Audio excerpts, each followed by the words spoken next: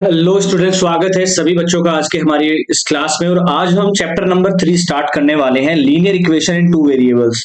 इसको हम अच्छे से पढ़ने वाले हैं। लीनियर इक्वेशन क्या होती है, इसके अंदर क्या क्या चीजें पढ़नी है, ठीक है, वो सारी चीज मैं बताऊंगा। कहाँ से क्वेश्चंस आते हैं, सब चीजें सीखेंगे आज हम एक्सरसाइज नंबर 3 में।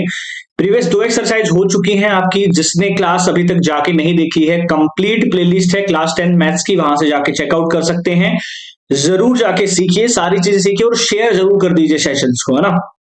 चलिए, डेली 7 साढ़े 7 बजे क्लास होती है, मंडे टू सैटरडे। देखिए, सबसे पहली चीज आपको ये समझनी है कि लीनियर इक्वेशन होती क्या है, ठीक है। इससे प्रीवियस चैप्टर में हमने लीनियर पॉलिनोमियल देखा था, उसी से रिलेटेड है linear equations.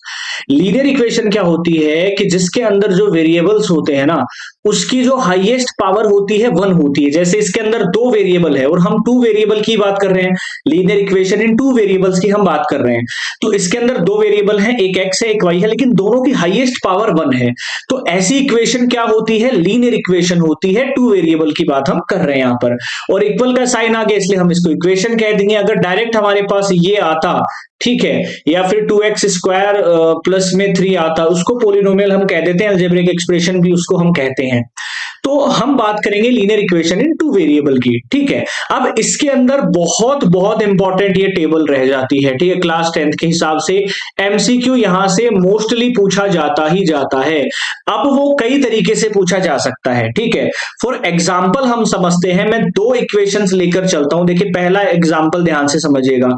x minus 2y बराबर 0 है, 3x प्लस में 4y माइनस 20 बराबर 0 है।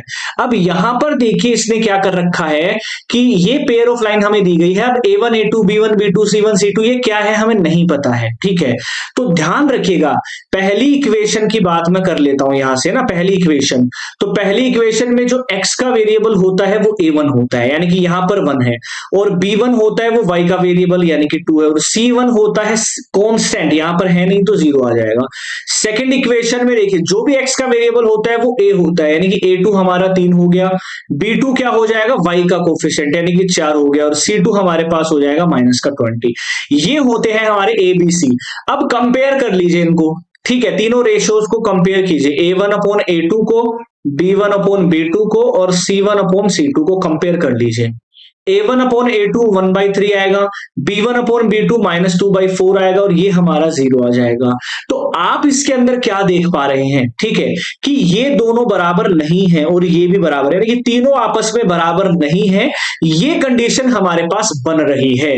और जब भी तीनों रेशियो इक्वल नहीं होंगे, तब वो लाइन जो होंगी वो इंटरसेक्टिंग लाइंस होंगी, और उनका जो सॉल्यूशन होगा ना, वो एग्जैक्टली वन सॉल्यूशन होगा या यूनिक सॉल्यूशन। अब एग्जाम में आपके पास आता है कि consider the following pairs of linear equations.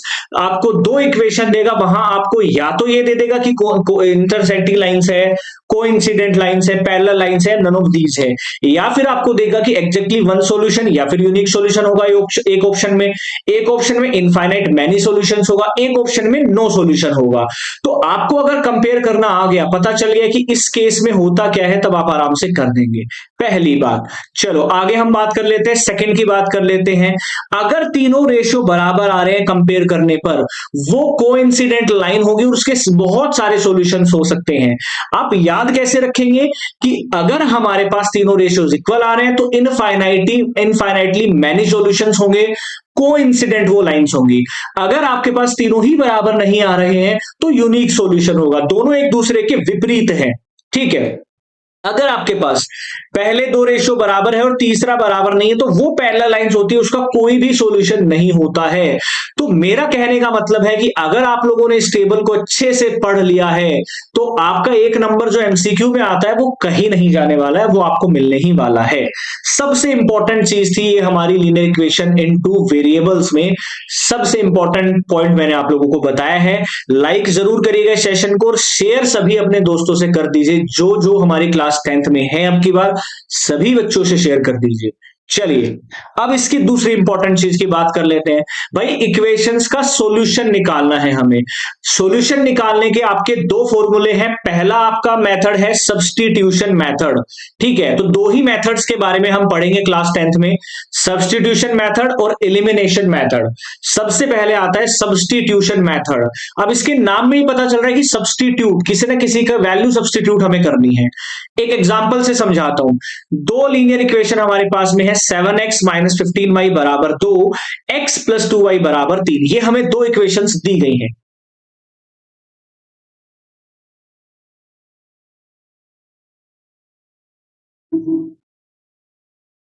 अब इनको सॉल्व करना है हमें। ध्यान से देखिए कैसे करेंगे। मैं यहां पर या तो पहली इक्वेशन ले लूंगा या दूसरी इक्वेशन। यहां से देखिए मैंने दूसरी इक्वेशन ले ली है, x प्लस 2y बराबर 3 हमें दिया गया। अब सब्स्टिट्यूशन मेथड में क्या होता है, जैसे यहां से मैंने x की वैल्यू निकाली, ठीक है, मान के चलो मैंने x निकाला तो 3 माइनस 2y आ गया, और ये वैल्यू जो है सेकंड इक्वेशन में आप पुट कर दीजिए, उसी को सब्स्टिट्यूशन मेथड कहते हैं। या फिर यहां से आप y की वैल्यू निकाल लेते तो मेरे पास आता 3 माइनस एक्स, y बराबर आता 3 माइनस एक्स बटे 2, बट ये थोड़ा सा कॉम्प्लेक्स होगा, ये सिंपल वैल्यू है तो आप यहां से रख दीजिए। अब मैं वैल्यू रखता हूं, देखिए इक्वेशन में 7x की वैल्यू रखनी है 3 माइनस में 2y माइनस 15y बराबर 2। यहां से आ जाएगा 21, माइनस में आ जाएगा 7 दूनी 14y माइनस में 15 बराबर 2। इसको सिंपल कर लीजिए सभी लोग। ये हमारा कितना आ जाएगा 19, और ये उधर जाके हो जाएगा 29y। तो y की वैल्यू यहां से आ जाएगी 19/29, ठीक है। ये हमारा वैल्यू आ गया। अब अगर आपके पास y की वैल्यू आ गई तो x की आराम से आ जाएगी, क्योंकि y की वैल्यू रख दीजिए यहां पर, x की वैल्यू आ जाएगी। तो इसको बोलते हैं सब्स्टिट्यूट करना मेथड्स को, ठीक है। एक की वैल्यू सब्स्टिट्यूट करके दूसरे में रख देना और वहां से वैल्यू हम निकाल सकते हैं। ऐसी मैं आपको एक इक्वेशन देता हूं, 2x प्लस में 3y बराबर 6 और x माइनस 2y बराबर 4। ये इक्वेशन नंबर 1 है, ये 2 है। सब्स्टिट्यूशन मेथड से आपको x और y की वैल्यू फाइंड आउट करनी है। कमेंट करके आंसर बताना है, सब्स्टिट्यूशन मेथड अप्लाई करना है। चलिए अगला हमारा इंपॉर्टेंट पार्ट है, इंपॉर्टेंट टाइप है एलिमिनेशन मेथड, यानी कि किसी भी एक वैल्यू को एलिमिनेट कर देना, ठीक है। डायरेक्ट सब्स्टिट्यूट नहीं, एलिमिनेट। देखिए कैसे करेंगे। यहां पर मैं डायरेक्ट इक्वेशन से समझा देता हूं आपको, ठीक है। हम इस एग्जांपल में नहीं पढ़ते हैं, मैं डायरेक्ट इक्वेशन से समझाता हूं, फिर हम जब क्वेश्चंस करेंगे एक्सरसाइज 3.1 में, वहां हम समझेंगे कि कैसे हम इक्वेशन बनाते हैं, ठीक है। मैं एक इक्वेशन ले लेता हूं, 9x प्लस 7y बराबर हमें दे रखा है 2000, इक्वेशन नंबर 1। और एक हमें दे रखी है 4x प्लस 3y बराबर 2000, इक्वेशन नंबर 2। अब इन दोनों का हमें सॉल्यूशन करना है एलिमिनेशन मेथड से। एलिमिनेशन मेथड होता है कि या तो आप x के टर्म्स को बराबर कर लो दोनों इक्वेशन में मल्टीप्लाई करके किसी भी नंबर से, या y के टर्म्स को, ताकि क्या होगा, एक आपका जो टर्म है ना जिसको आपने बराबर किया है वो कट जाएगा, यानी कि एलिमिनेट हो जाएगा।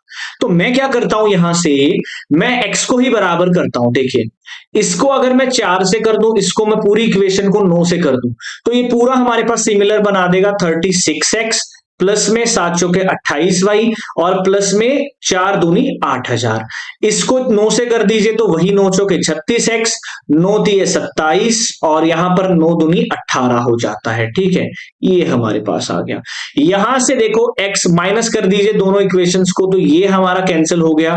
y बराबर माइनस हमारे पास बचेगा माइनस का 10,000 रुपए बचेगा, ठीक है। माइनस का 10,000 आ जाएगा, ये y की वैल्यू हमारे पास में आ गई।